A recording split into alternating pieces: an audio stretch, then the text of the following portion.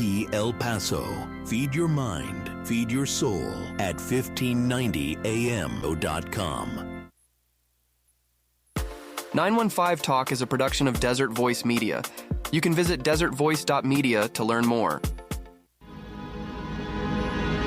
915 TALK. The world is looking at El Paso. What will we say to the world? From the KELP studio in El Paso, this is 915 Talk. And now your host, Episode 341 of 915 Talk.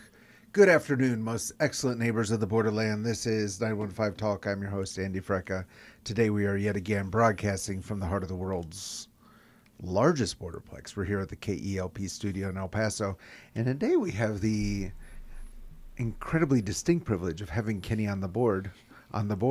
Kenny, how you doing this afternoon? Wow, I'm glad I took a shower today. Make me so important. You even combed your hair. Oh, that's funny. Very funny.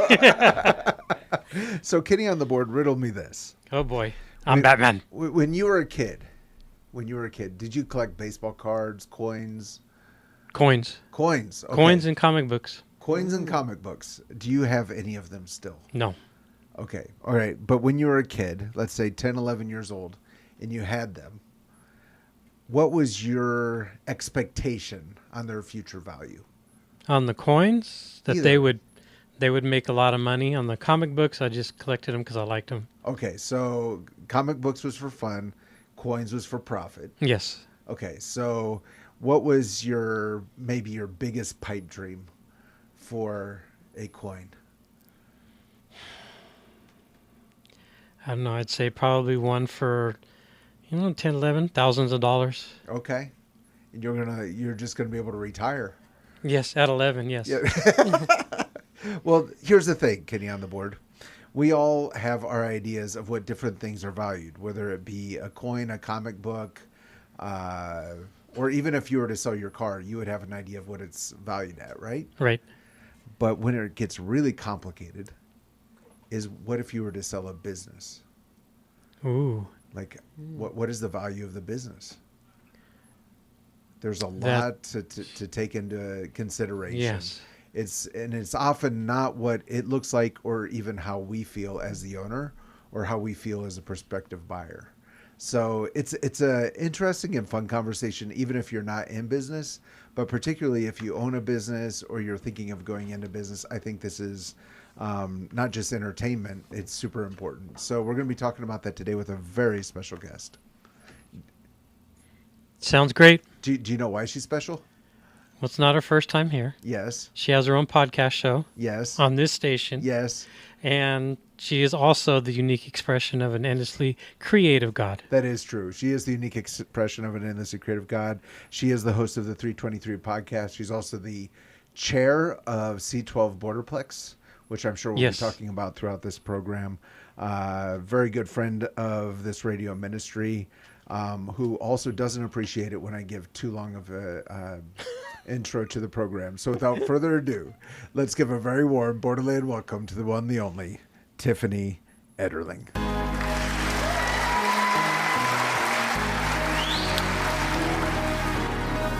Tiffany, welcome back. Thanks for having me. It's always a pleasure to come and spend some time with you and your listeners on KELP. Yeah, so today we have an interesting conversation because I think this is really a guy thing. Not owning business. Not owning businesses. Oh, here we go. Yeah, I need to be careful. Tell me, Andy, what is a guy thing? A guy thing is every time a guy walks into a business, he tries to figure out how much money they're making inside that business. Have you ever seen that when you're out with your husband, Tommy, maybe sitting in a coffee shop or some other business, and he's counting how much money they're making? Yes. Actually, it is a guy thing, but I've done this myself. My husband and I were in a particular store the other day, and there was 5 people behind the counter. We're making a fairly sizable purchase, but there were 5 people behind the counter helping us. And I was the one that I actually asked them, how many of these items do you sell every month that you can afford to have 5 people working behind the counter and we're the only customer standing here. So I came at it from the perspective of a business owner of what must it be costing, or what must their profit margins be on this item that I'm buying if they can afford to have 5 people helping one person. Right. So I think I came from a business owner perspective. Maybe the more male perspective would have just been to calculate their actual revenue. Yeah. Well, I don't mean to make anyone upset by drawing a line between male and female. I just I find it to be amusing. Sometimes I'll catch myself doing that. I'll be sitting in a coffee shop and, maybe my cup of coffee was $4 or $5, and I always get the cheapest item on the menu. but then you see a line and you're counting how many people order cups of coffee, and some of those cups of coffee are $7 or $8. Yeah. The fancy ones, Yeah. and 20 people came through in the past 30 minutes, and there's only 2 people behind the counter, and they're probably paying them $10 an hour plus tips. And in your mind, you're trying to figure out how much money this coffee stand makes in a year. Yeah. And so with that, I guess the bottom line is it can be deceiving. Yeah, it really can. And in your mind, you say how much money the coffee stand makes. And I think one of the very first misperceptions that if you have never been a business owner, you think people can equate revenue dollars that come into your business with profit for the owner, right? And those are 2 very different things, because let's just say it's a coffee cart. Let's just say it's like a mobile coffee cart. They're paying an employee. They're paying for cups. They're paying for coffee, the ingredients that go in that coffee. They're paying for insurance. They're possibly paying for the space of where they're at. So there are all of these costs that go into marketing, branding, that the average person doesn't think about. So really, they might be profiting pennies on each cup of coffee, where you're sitting there going, wow, they're making a lot of money. Well, that's money coming into their account, but the vast majority of that's going back out. Yeah, those 20 people online paying $5 per cup of coffee does not equal $100 for the owner. That's right. That's kind of the bottom line, because there's a lot of overhead between the customer and the owner. So with that, you look at someone who's selling a business or buying a business. I think both sides can actually have an overly positive view of what a business should be valued at, because the owner, they see all the work they put into it, and the buyer only sees the income. So what are some things we need to be considerate of as we talk about business valuation? Well, I think the most important thing to remember in business valuation is that there is one factor that will ultimately determine what your business is worth. Okay. Do you know what that number is? No. The number that someone will offer to pay you for your business. I'm reminded of a conversation I had with my dad when I was a teenager, and I was really proud of the house we lived in and this and that. And I said, Dad, how much is our house worth? And he gave me exactly that answer. He said, it's worth whatever someone will pay for it. Yep. And, it's not the amount you put in the classified ad or put out on Zillow or Realtor.com, whatever the situation would be. It's whatever they actually end up paying. That's right. It's not the amount that the city says your home is worth. It's the amount that someone's willing to pay for true. it. Yeah.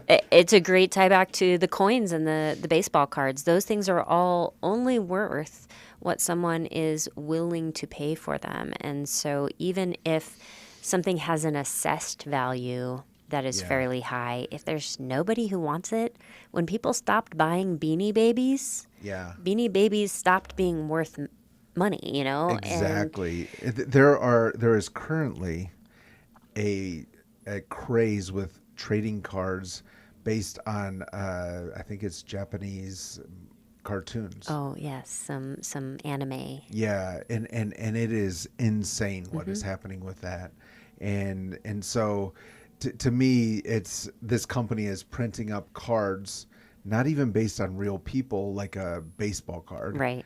It's just based on an idea. It's a picture of a cartoon. Yeah. and I'm sure some kids out there are really unhappy that I'm describing it that way because they're super emotional about it. But there are lines out in front of places of business here in El Paso right now because of those cards. Yep. And it's a craze. But it's back to your point. It's they're worth whatever someone's willing to pay for them. And every generation has their thing that comes and goes, and certain things will sustain across generations. So I think that's the first and most important thing, is that ultimately your business is worth what someone is willing to pay for it. Right. Now, there are some criteria and some factors that will increase what someone is willing to pay for your business. And one of the first things you want to think about is the difference between revenue. We talked about that. That's the amount of money coming into your business. Profit, which is the amount that's left over after you pay all of your bills, and cash in the bank. And those are three very different numbers, and can vary wildly depending on your business, because you can have a profitable business, so you pay your bills, but not have cash in the bank because maybe you've reinvested in new inventory or technology for your business. I mean, you're running a radio station, sometimes there's cash in the bank and you're like, well, good thing, because we've got to replace a soundboard or a computer or something like that. Well, that's money that comes out of your bank account. You're saying sometimes there's cash in the bank? Some businesses do have cash in the bank, yes. And that is one of the things that's going to make your business worth a lot more, is that when all is said and done, is there cash in the bank? That's interesting. I haven't thought about that before. So I think I understand the idea of revenue, the idea of profit. Why would having cash in the bank matter to a buyer, other than that cash is worth whatever it's worth? Well, it shows that your company is liquid, that your company is not so dependent on you reinvesting the profit into, let's say, inventory. Let's say you sell anime cards. Yes. And if all of your cash has to immediately go back into inventory, it shows that the profit may be not quite as what you think it is. Yeah. And so, we can get complicated in between the difference between a balance sheet and a profit and loss statement, but I don't want to lose your audience. Right. So just knowing that your company has cash in the bank, that you can pivot, you can make changes, it just shows a level of security in the business that, a buyer wants to see. Yeah, I hadn't thought about that before, I don't think. And I guess it would also show that you as the owner aren't living a desperate life. It's just that the business is running well. You're not pulling everything out. Correct.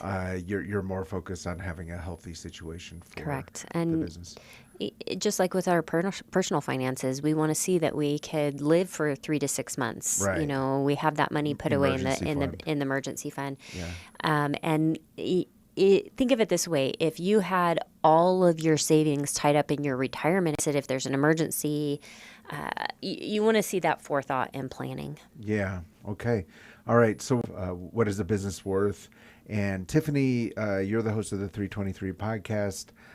For those who are interested in maybe a nerdier conversation, what's going to be on this Saturday? Yeah, this Saturday I have Jonathan and Drew from TrueVise Financial coming on the podcast. I'm going to be talking about topics just like this, of when can a business owner be healthy in their business and unhealthy in their personal finances.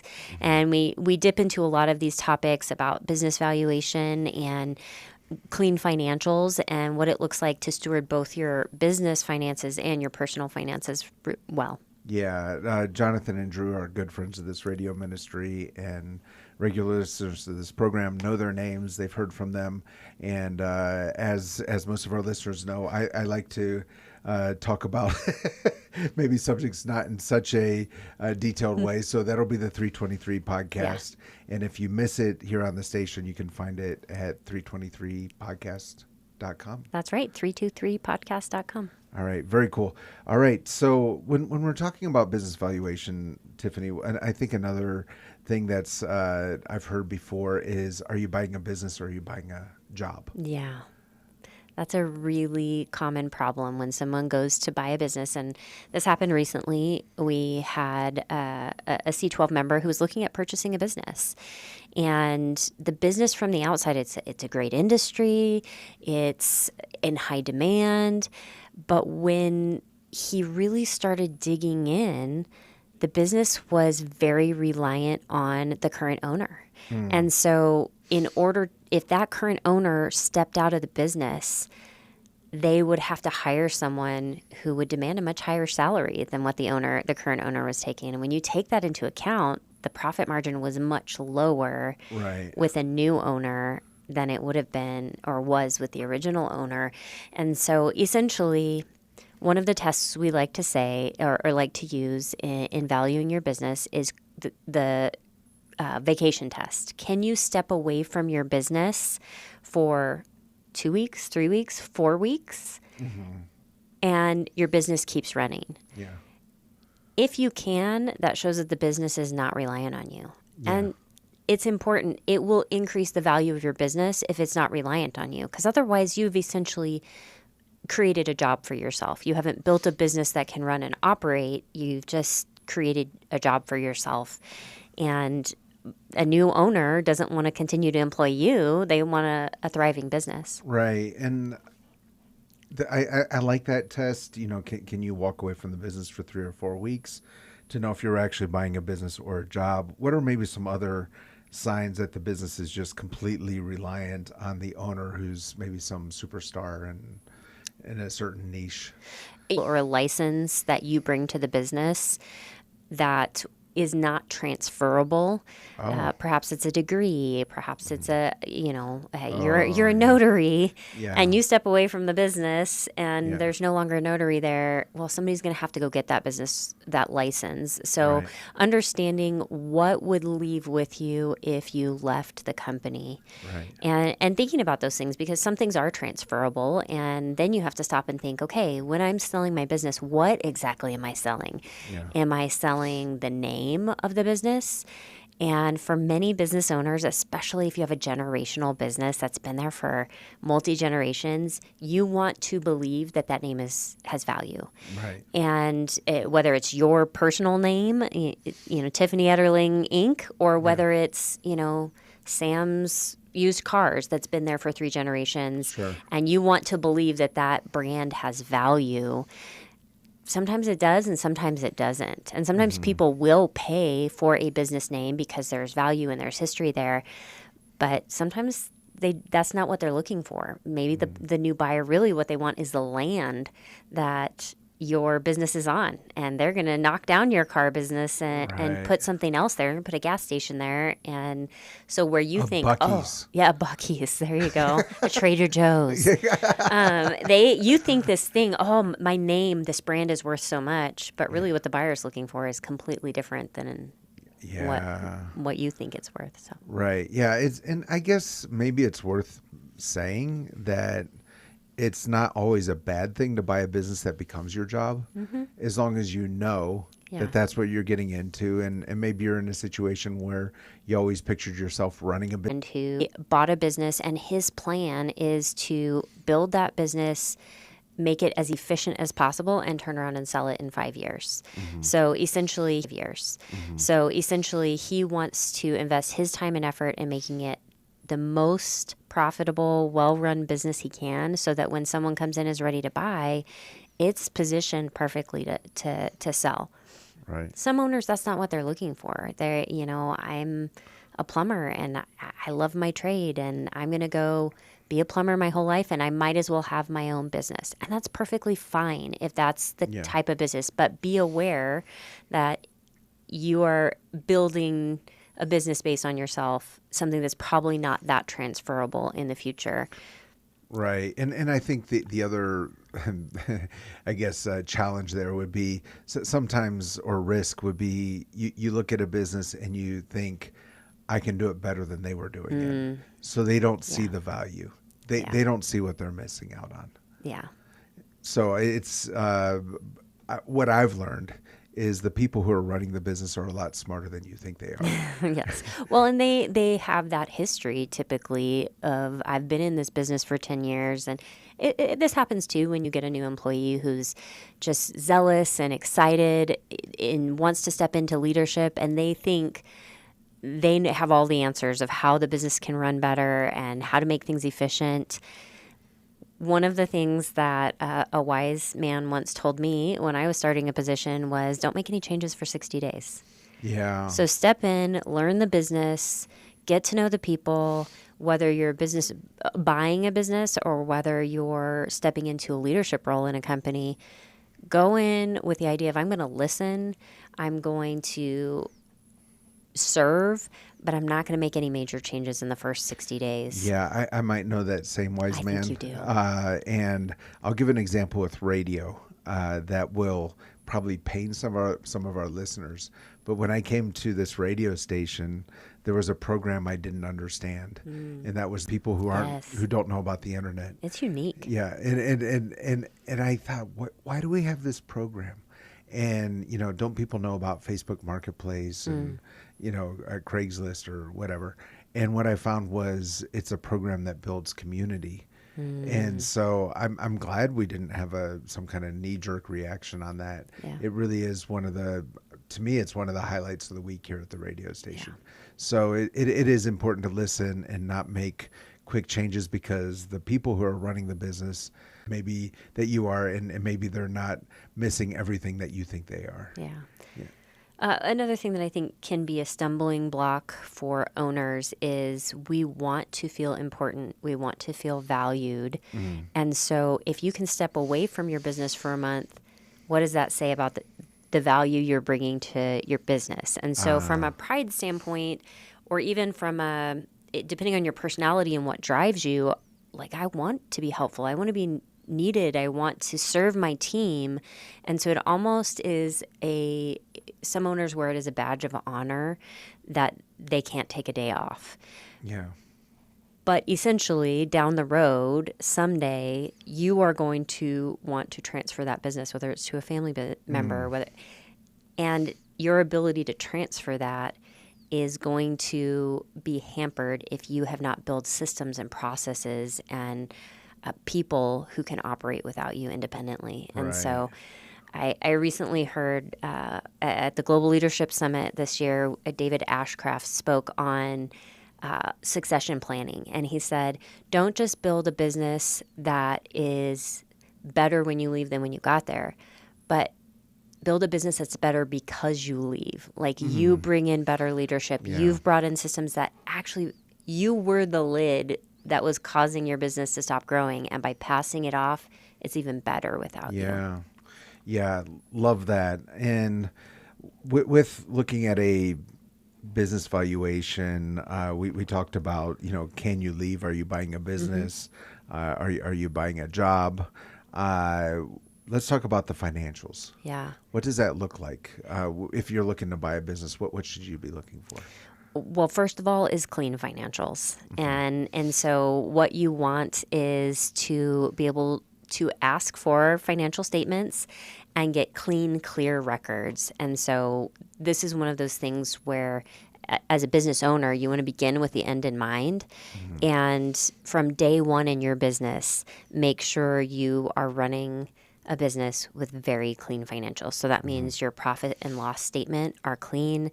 Everything's in the right categories, that you have clean receipts, and you've got documentation behind everything, that your balance sheet is accurate, that the inventory you have is accurately reflected, that there aren't a ton of questions. When someone looks at your profit and loss and your balance sheets, they don't look at the bottom and go, okay, I have 100 questions because this number doesn't square with this number. Right. And, hey, what were you doing over here? One of the biggest mistakes that business owners anywhere can make is commingling of funds. So you're using your business to pay for your vacation. That is not business related. You're using your business to pay for your gas, but then also deducting mileage or all of those things where it's very easy and it happens, and there's a lot of reasons not to do that. The IRS would be the number one reason. Yeah. But when you go to sell your business, if a bunch of your personal expenses are tied up in the business and you go, Muddies the waters. it muddies the water. So they look at your profit and loss and you're like, you're not very profitable. And you say, well, actually my car payment's in there because it was a company vehicle. So you could take that out, and my cell phone bill's in there. And those are all legitimate tax strategies that are legal ways to save on your tax bill. But when it comes to selling your business, it begins to make it confusing and not look like a profitable company. Yeah, one of the best pieces of sales advice I ever got is if you confuse the customer, they're not going to buy. Yeah, absolutely. And I guess what I'm hearing you say is with the financials, you should be able to open it up. The potential buyer should be able to look it through, and if they understand how all the accounting and bookkeeping works, there should be very few questions. Yeah, exactly. And thinking through the structure of your company, again, I heard recently someone was trying to sell. They had a C Corp, which was all the rage back in the 80s and 70s and 80s. And it's very hard to transfer a business that's a C Corp, much easier to transfer other types of business units. And so something that they didn't think through over the course of the however many years of like, okay, what is the best way that's going to make this transferable? Now, you might have a lot of listeners here who are not business owners. Like, how is this relevant to me? Right. And I think how this is relevant is that we're all called to be good stewards of what we have. And so I think these same principles apply to our personal finances and how we steward those things, how we steward the things we have. I mean, if you own a home, how you steward that home today, if you're hard on it and beat it up and don't take care of it, is going to be worth less when you go to sell it. And so these same things are totally applicable in our personal lives. Yeah, I think along the same lines, we need to catch ourselves when we're looking to buy anything, but particularly a business, because a car you can still sell. A business you get into, and it's really hard to get out from under in some situations, and it's impossible to. In my opinion, it's impossible to buy anything without emotion playing a role. If you're looking at a business and you're starting to feel emotional, I'd like to talk about, what are some signs? How can you slow down? How can you keep yourself in check? But first, we have Charlie One on the phone. If you're just joining us with Tiffany Etterling, we're talking about the value of a business when you're buying or selling. We're going to continue that conversation, but right now, Charlie One, what are you saying out on the roads this afternoon? Well, we're looking at a couple of accidents that are taking place. Still an active scene in the Valley North Loop at Eastland. We have a crash of caution here. Again, that's North Loop at Eastland. Also in Horizon, we have Lago Este and Horizon, and the crash will give them plenty of room here. Lago Este, that's to be expected. However, what we have also, some closures still going on. For example, Gateway East and Geronimo here, 2 lanes are closed because of construction going on. Gateway West and Zaragoza, right lane taken away there. And with that taking place, there's a lot of heavy traffic there. It can be a real jungle sometimes. And make sure your teenager learns to drive safely and with confidence with Jungle Driving School, located conveniently at the shops of Solano on El Paso West Side. Jungle Driving School, called 900-4943. And 10% discount for KELP listeners, Andy. Charlie One, this afternoon we have Tiffany Etterling with us. She's with the C12 Borderplex. It's a business forum here in the Borderland, and we're talking about business valuation. And just really understanding the value of a business can be really, really complicated, is what I'm learning. But there is one purchase that is really straightforward, and we can really understand the value, and that would be a bull of menudo. Where would you recommend folks find that very straightforward purchase here in El Paso? And the thing is, you can't go wrong with that menudo because it's you can pick it up. You don't have to go eat it at a certain time, or sometimes restaurants have it just in the morning or something, and a lot of them don't even have it till the weekend. But you can pick it up at Eastside Choice Meats. They're in containers, homemade menudo. Get the oregano, makes it taste even more delicious. Get that menudo. They're in containers. Take it home, put it in keep it in the refrigerator till you're ready to use it, to eat it, and then stick it in the microwave, and it's good to go. Very tasty, and it doesn't hit you heavy, but it perks you up and gives you energy. I don't know, it gives me energy. I'm not going to say it's nutritious and healthy and all that stuff. Maybe it is, but with me, it gives me energy. Yes. That's what I want. Energy, and it tastes delicious. Eastside Choice Meats, Lumalana Tree with Andy. Thank you, Charlie One. We'll Thank talk you. soon. And we're back with Tiffany Etterling. We're talking about business valuation. And we were before the traffic break. We were talking about the emotions of buying a business, and I think, as you were saying, this can really also be related to stewardship. And anytime even you start to feel emotion when you buy a car, you get excited about that particular one, or buying a house, or really any purchase, a bowl of menudo. But what would be some ways to slow yourself down if you got excited about a business? I think the first thing that you can do is stop and pray. Most importantly is just put it before the Lord. And I think last month you and I talked about just the different ways we can hear from the Lord. And one of those is godly counsel. So the first thing is pray. The second thing I would do is go seek godly counsel. And so find experienced business owners, leaders who can sit with you and look at those financials, and they can ask questions that you might be missing in the emotion of it. Like, I've always wanted to ... whatever, own this type of business or do this kind of thing.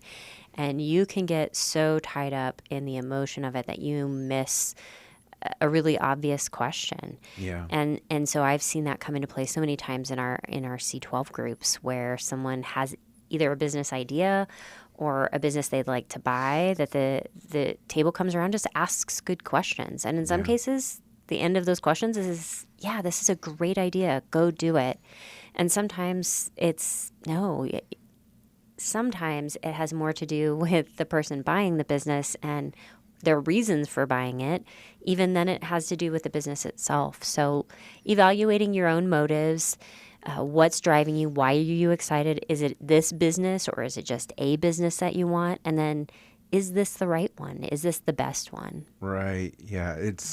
I think one thing that can help is just hearing a few business horror stories. Absolutely. Drew and Jonathan, you'll be with them on the 323 podcast this Saturday, but they were on this program before talking about the driving range that they bought. Oh, yeah. And it was at an El Paso water ponding site. And I've been there. And I was telling them the same thing that we're talking about. I said, I don't remember how much a bucket of balls is there at the driving range. It's called Breaking 100s over on Lee Trevino. But let's say it's $12. Well, you see all these people coming up, getting buckets of balls for $12 or whatever it is. And you begin to multiply. Yeah. And you just look at the total amount. Well, as it turns out, a lot of those balls were just sinking into the ground, never to be found ever again. And so they were needing to buy insane amounts of golf balls every month. And it was just eating away.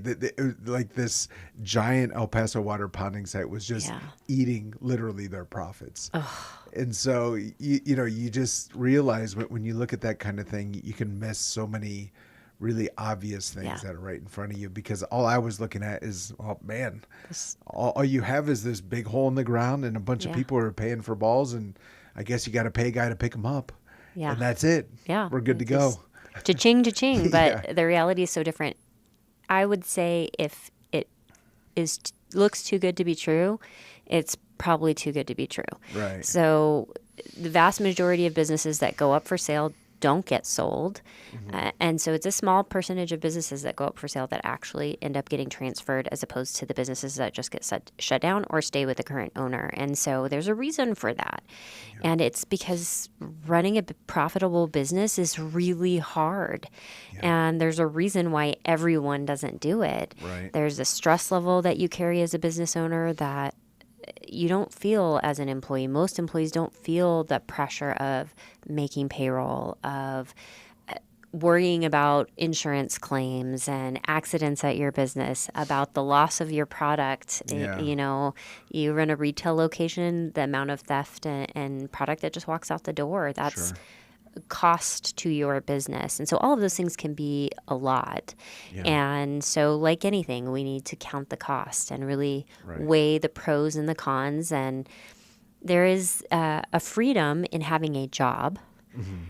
as opposed to owning a business. Yes. And it's like, I think kind of like being a grandparent where you like get to hang out with the kid and then hand them back to the parent. Whereas when you're the parent, you're a parent 24/7. And sometimes people don't think about that as they look at, I'd love to be an entrepreneur or own a business.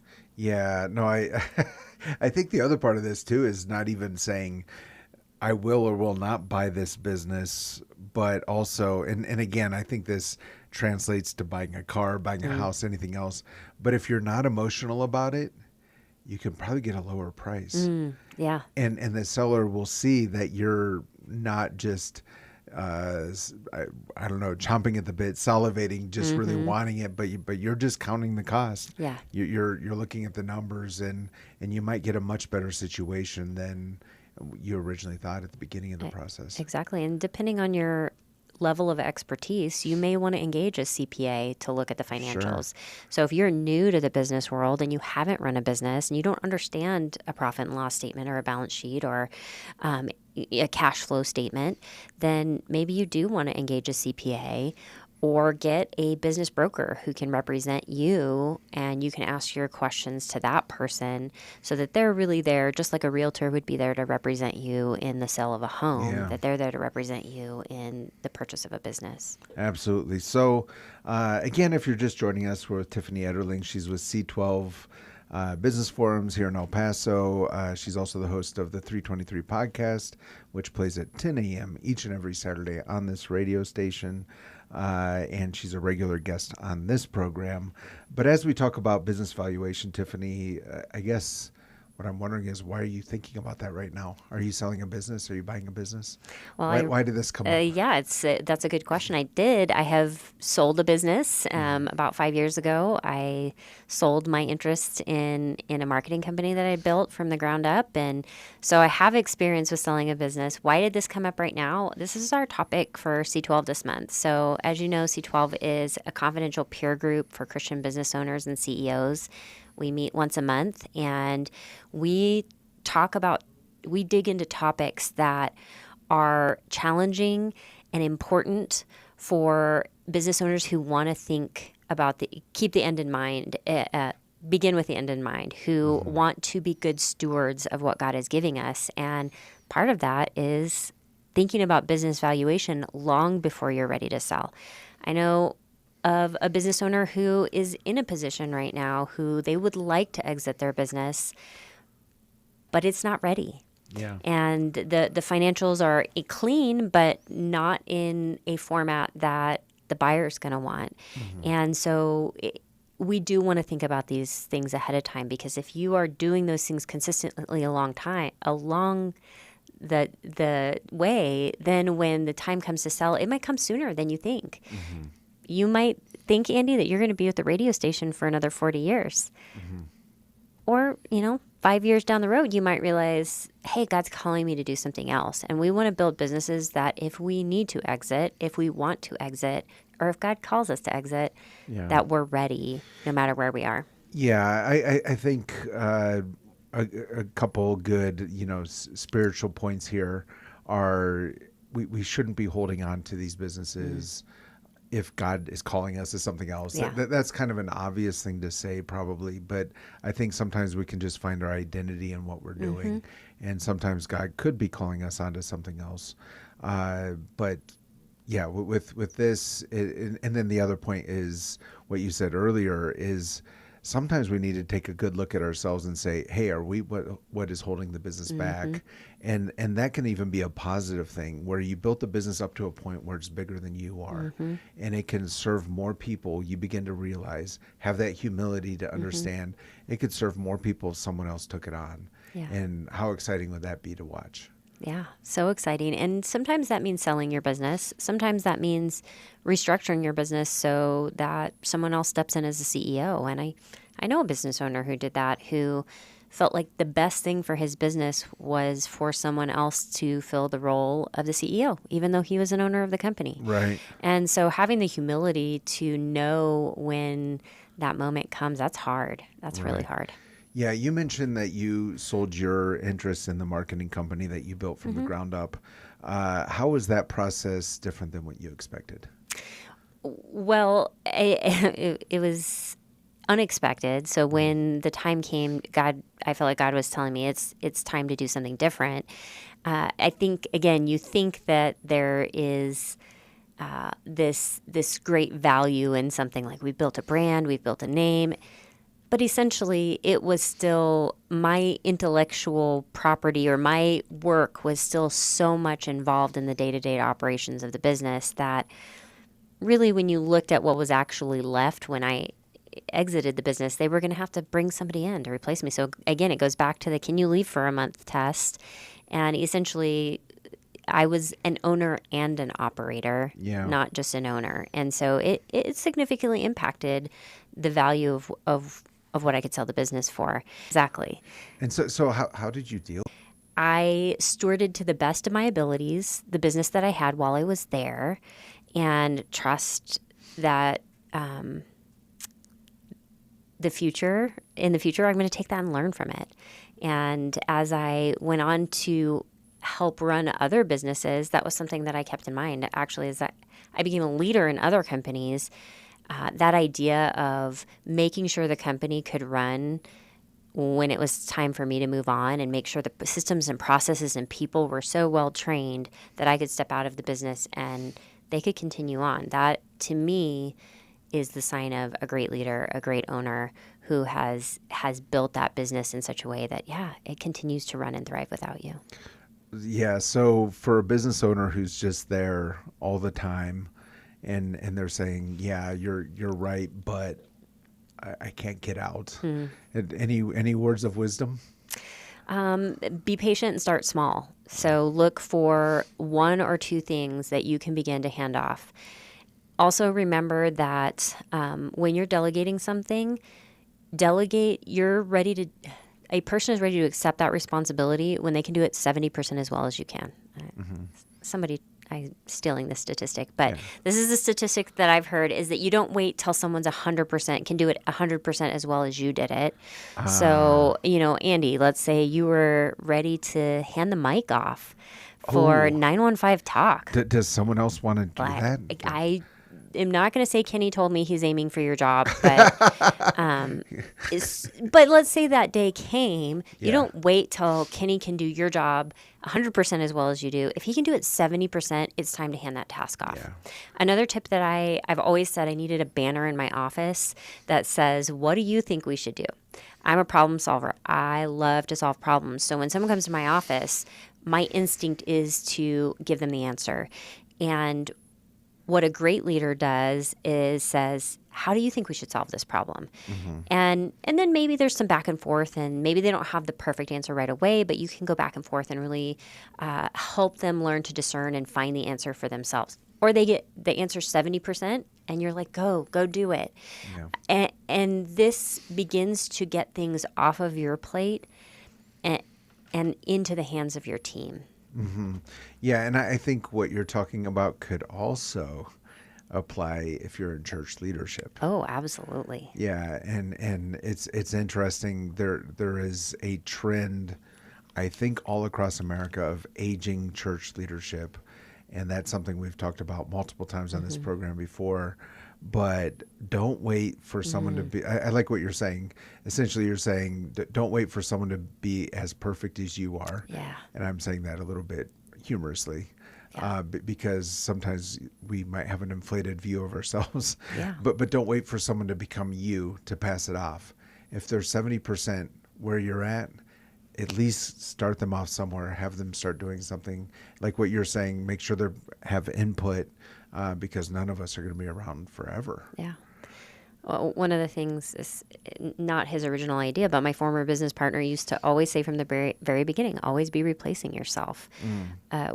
Make sure that what the company is dependent on you for today is not the same thing they were dependent on you for a year ago, that you've begun to hand off and pass off those responsibilities. Yeah, and I think part of it too is... You were talking about the issue of pride.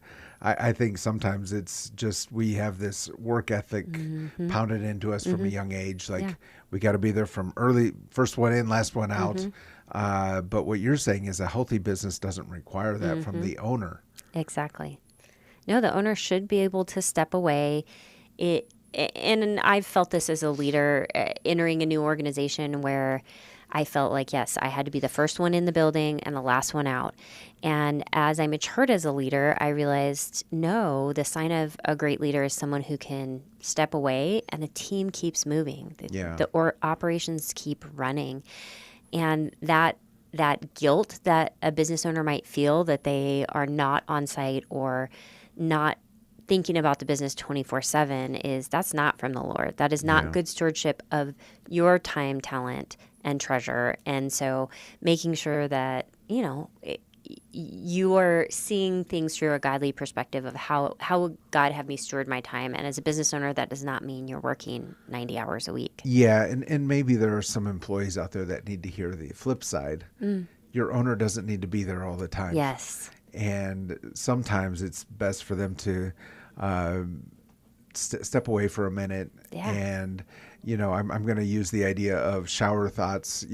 Sometimes it's when we're not there in the middle of the fray, in the mayhem of work, that we have our best ideas. And sometimes it's best for the owner who has to make those big decisions to be away from that location just a little bit, and then they'll come in with a big idea that will really help things. Yeah, absolutely. So next month at C12, we're going to be talking about strategic planning.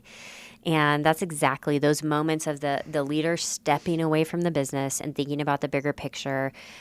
We talk about there being a visionary in the business, and the next big idea, the next growth opportunity doesn't come unless your leader has time to step away from the business and be inspired and hear from the Lord. And so, if your owner is tied up dealing with, HR issues or customer complaints or responding to internal emails 40 hours a week, they're not going to have that bandwidth to step out and think of the next big thing. Right. Yeah. I love that. So with C12, you were saying that if someone's looking at buying a business, the other people in the room will kind of challenge whether that purchase is worth it.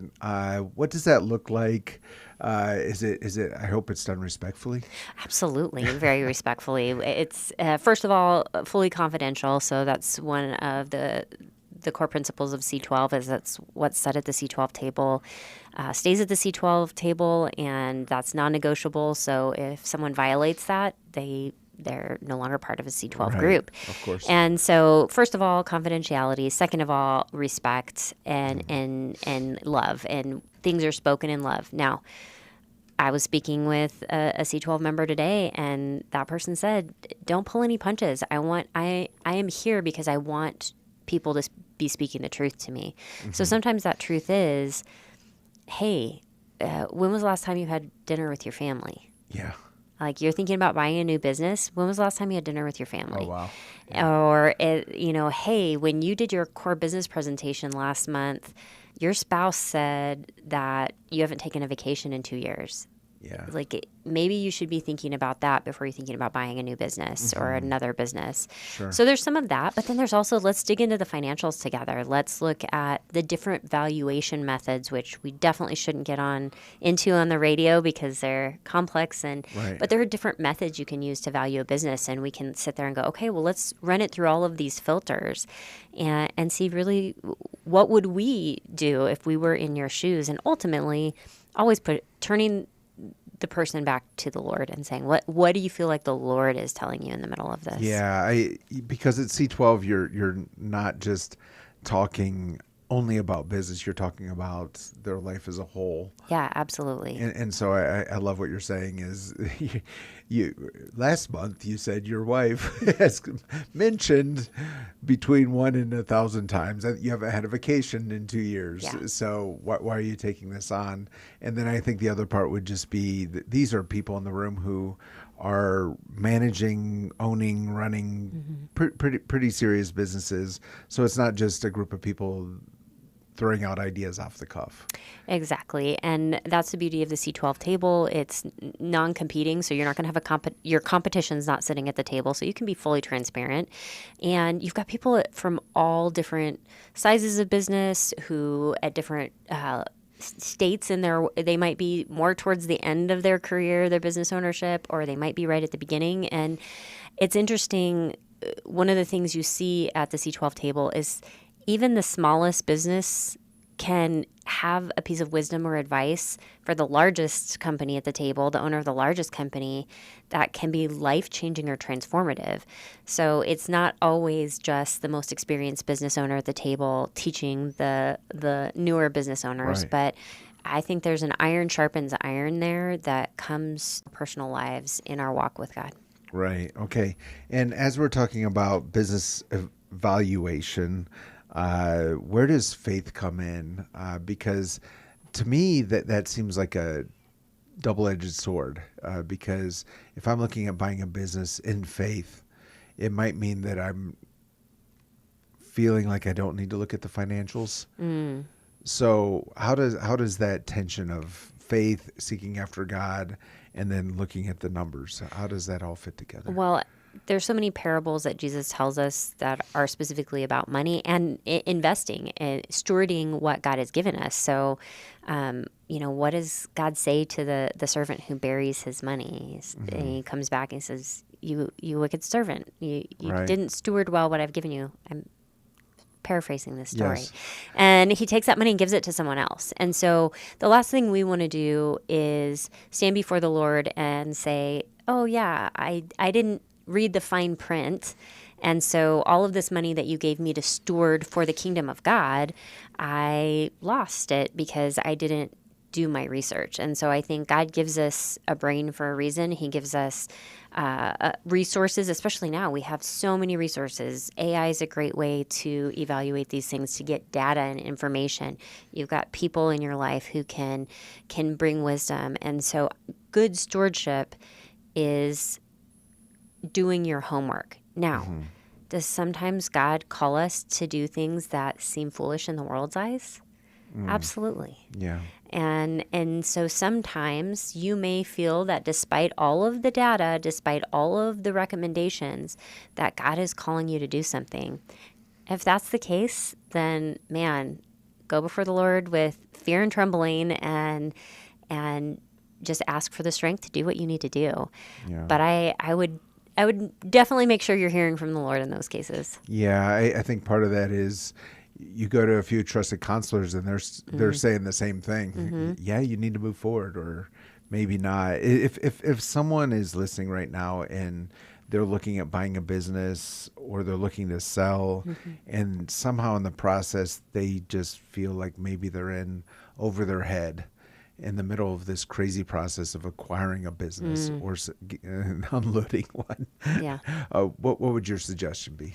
I go back to what I said earlier. Reach out to someone who can help. Reach out to a seasoned business owner, someone you know, trust. Most of our churches, it's interesting in the C12 journey that you might ask someone, "Do you know any business owners?" They're like, "No, I don't." And then a few months later, they come back and they're, "Oh, it turns out there's 10 or 12 business owners in my church. I had no idea." Right. And so start asking around to the people around you and look for a mentor. Right. There's mentors in your church. There are local resources through the Small Business Association. There are groups like C12, and there are many other groups as well that are peer groups or mentoring or coaching programs of someone who can step in and walk alongside you.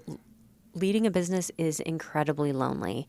And so ask for help. Don't suffer in silence. Ask for help. If you're just struggling and feeling so lonely and so frustrated and not sure where to turn, find someone who can give you some good counsel. Right. And with that, let's just talk for a minute about C12. Sure. You mentioned that it's a peer group for Christian business owners and leaders here in the borderland. I think there's probably a business leader or two has heard you talk about it a couple times, and they've thought about it, but they've never done anything. What would you recommend for them? I would say now is a perfect time to find out about C12. I'm actually launching a new forum in October. And so as you can infer from the name, C12, it's groups of 8 to 12 business owners sitting at a table. So as my pilot or my first CEO table is filled up. It's time to launch a new group. And so this is a great time to find out more about C12. And I have an event coming up on September 9th for people who might be interested in learning more but aren't ready to make a commitment. Sure. This lunch is an opportunity to hear from C12 members. So if you're interested in that, please reach out to me, c12borderplex.com. Or you can find me on LinkedIn, or actually we're linked on the KELP. Yes, if you go to the KELPradio.com, go down to the Impact Partner section. C12 is an Impact Partner, and you can find the link right there. So that's super cool. So much is going on, and I believe that we as a community need to, as the church, we need to support, we need to cheer on business leaders among us. I would even say if you're a pastor and you have a business leader in your church, give them the floor, maybe in a Sunday school or a men's group, just to share about what they're doing, just so the church can be praying for them and cheering them on. Because imagine a community where Christian business leaders feel like they're a part of everything that's going on in the kingdom of God. Yeah, and that was exactly what C12 provided me for 10 years. There were so many times I sat in a small group worried about my business or thinking about my business, and the person next to me just didn't get it. They didn't understand or didn't even know what questions to ask. And C12 provided that community for me as a business owner. Yeah, super cool. Any free resources?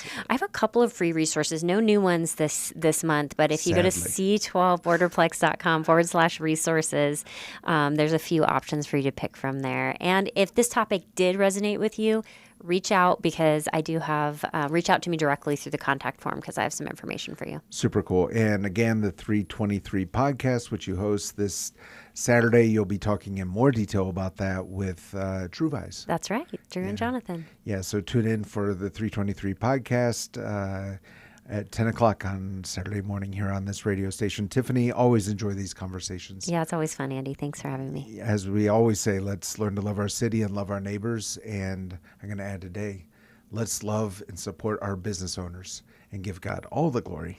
This has been 915 Talk. You have been listening to 915 Talk, a production of Desert Voice Media. To listen to this or any previous edition of 915 Talk, just visit desertvoice.media and click on the 915 Talk link. Let's continue to learn to love our city, love our neighbors, and give God